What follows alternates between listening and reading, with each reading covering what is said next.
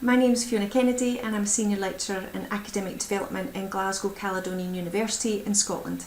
I've been in higher education for the last 16 years, having worked within our School of Health and Life Sciences for the first 15 of those years. My current role, working as part of the Academic Development team, includes being Programme Leader of a Postgraduate Certificate in Academic Practice, and I also lead a programme delivered to graduate teaching assistants to support their training and skills development in relation to learning and teaching. These roles mean that I lead in the education and development of all staff who are new to teaching and student learning across our university. Today's session is focused on a new summative assessment that I've designed and introduced to our postgraduate certificate programme, and this is called the Professional Discussion. I intend to give you an overview of what this assessment is, why and how it was designed and delivered, and a reflective evaluation of the experience so far. To provide some context, let me tell you briefly what our Postgraduate Certificate in Academic Practice is. This programme is for all new and inexperienced teachers in Glasgow Caledonian University, and it acts as a toolkit, providing students with the key knowledge, evidence base and tools to inform and underpin their teaching practice. It's a work-based learning programme, and so practical experiences come direct from students' own teaching practice. The students that I teach are therefore also staff members. In addition to educating those new to teaching, the postgraduate programme provides these teachers with an authentic student experience. Consequently, the teaching and learning strategies that I design and deliver are frequently taken away and used by my students when they teach their own classes. The postgraduate certificate is made up of 4 modules, delivered part-time over a 2-year period. And the module where the professional discussion is situated is called Scholarship in Academic Practice. This is the final module in the 2-year-long programme, and it aims to support teachers in adopting a scholarly approach to teaching within higher education. The module engages students in scholarly activities as the learning and teaching strategy, creating meaningful opportunities that the students can take forward in their own career as part of their continuing professional development. And so this sets the scene for the new summative assessment, the professional discussion. So what is the professional discussion? I'm mindful that this might be an assessment type that you haven't used or perhaps you've not heard of it. The professional discussion is a collegiate, rich, two-way discussion that focuses on a critical exploration of the student's own learning. The emphasis here is the two-way nature of the communication, and this is one of the ways in which it sets it apart from some other assessment types. The professional discussion is not an interview or a presentation, it's not a viva or a defence of student work. It's not a bank of questions that are replicated for each student, and indeed the discussion itself arises from the content that the student brings to the meeting. The professional discussion is a truly learner-centred assessment strategy and works on the principle that discussion is itself a tool that can be used for scholarly practice. I designed this assessment because the whole module is centred on exploring and engaging with scholarly activities. We make use of critical discussion as a key learning strategy, and so on that basis it made sense that the assessment took the form of a scholarly activity in its own right. The content of the professional discussion was to be based on the students' own work-based practice, that is, their own teaching. They were asked to engage with 2 peer observations in preparing for the professional discussion.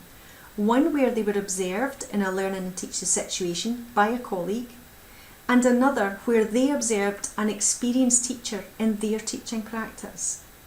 These observations then gave the students the focus and content for their assessment. The professional discussion was used to explore how these peer observations had been used to inform their own learning and in turn their own teaching practice. The marking criteria were detailed to give the students 3 areas for discussion, namely facilitating active learning for students, the impact on student motivation, and future goals related to the continuing development of their own teaching practice. The professional discussion would be an assessment for learning, allowing the student to gain benefit from the discussion that would hopefully inform their future professional practice. The professional discussion was 20 minutes per student and was in an open book format, I encouraged all students to bring their notes and reflections that they'd collated following their peer observation experiences with them. I encouraged them to consult literature to analyse their experiences and to bring those notes with them as well. There was a significant emphasis that the professional discussion was not a memory test. We practiced paired discussions in classes, and the students engaged with their peers, exploring each other's learning to give them formative practice opportunities. The professional discussions were carried out in a quiet room, just the student and myself. All discussions were recorded and I took some notes as we went along, although I tended to keep those notes minimal to prevent unnecessary distraction. Our international students engaged via a recorded webinar, and their assessments were therefore also face-to-face despite the physical distance between us. The recordings allowed us a tangible audit tool for marking and moderation purposes. I asked the students to start by telling me what they'd learned from engaging with their peer observation experiences, and our discussion was then led by whatever they spoke about. As the discussion progressed, I challenged the students to explore their learning and use the two-way nature of the discussion to draw out their learning and engage them in critical reflection. My role was to listen, to engage them in discussion, and also to keep the students on track to address the three defined areas of active learning, student motivation, and their own continuing professional development. And so we move to a reflective evaluation of the assessment. Firstly, let me tell you about my experiences as the assessor. I can genuinely say that it was refreshing and positive. I enjoyed the experience. It was a privilege to be able to discuss and explore the learning that people had taken from the peer observation experiences. Each student brought a different story, spoke of the different things they'd learned, and expressed themselves in a different way. It was a real learning opportunity for me as an assessor. I learned more about the students and exchanged ideas with them as to how their future continuing professional development could be supported. But I also learned about myself. Listening to the recordings, I was able to reflect on how I phrased my questions, when I prompted the students, and how I prompted them. As a scholarly activity, this type of discussion should have meaning and benefit for all. I can confirm that in this instance it did. That said, it was also challenging. I had no idea what each student would bring to the discussion, and so I had to be ready to act as a catalyst for the discussion and also to respond in equal measures. I didn't know what was coming next, and so there was a bit of a leap into the unknown. It's challenging preparing for that when you're not sure what to prepare.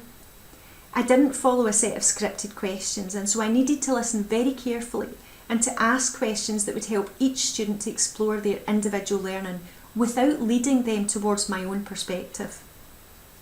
I knew that I needed to provide challenge as part of the discussion, but I was also mindful of the stress that an exam situation would bring, and so the questions I posed would need to be voiced in a manner conducive to furthering that discussion. I gained feedback from the students after they completed the professional discussion. In common was the feeling of this being a new experience, a leap into the unknown, and students were fearful of that, despite the practice that we'd engaged with in classes. Just as I didn't know what the students would bring, they didn't know what questions I would ask, and of course neither did I. However, it was empowering for them. Students said that this was their space to talk, and they reported enjoying the opportunity to embrace and critically explore their reflections.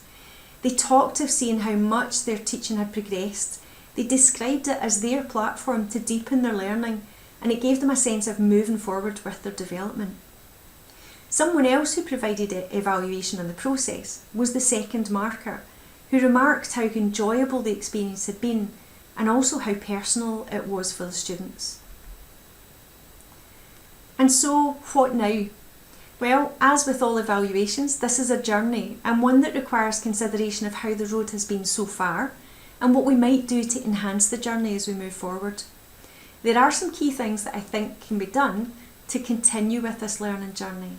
So here are some examples. Managing the leap into the unknown.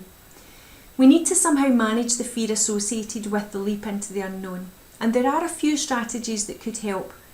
Asking those who've already completed the assessment to get involved in preparing other students could be one. Continuing to use formative experiences will be important, but perhaps in a different manner. I plan to use the structure of the professional discussion for tutorials in order that the style is much more familiar to the students long before they engage with the module itself.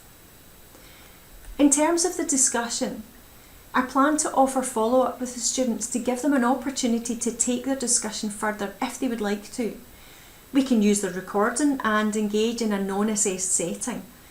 I have the benefit of a small cohort, and so I can do this, but I realise this might not be feasible for all programmes. However, I feel strongly that if I'm advocating scholarly activity, and the professional discussion is an example of this, that I do want to offer this chance to take learning further. I'm also planning to invite a colleague to engage with the recordings as a way of allowing me to reflect on and further enhance my own skills as a facilitator of the professional discussion. The second marker has already seen the recordings, and as such, this gives me someone that I can engage with and do some critical reflection of both the assessment process and also for framing my own continuing development. And that brings me to the final point in this presentation, and that is that the professional discussion has so far proven to be an effective learning tool for those involved. As we strive to design assessment for learning, we rightly focus on the learning of the student. However, what this experience has taught me is that there are plentiful learning opportunities for the teacher and assessor as well. And for me, that's value added in huge quantities. Can I say thank you very much for listening, and I hope you've enjoyed hearing about this new assessment method. Perhaps you've used this yourself and could share your experiences, or maybe this is a strategy that you feel would be appropriate to adopt in your own teaching and learning situations. Either way, if you're interested in connecting with me about this, then my email address is on the slide for you, and I'd be delighted to hear from you. Thank you.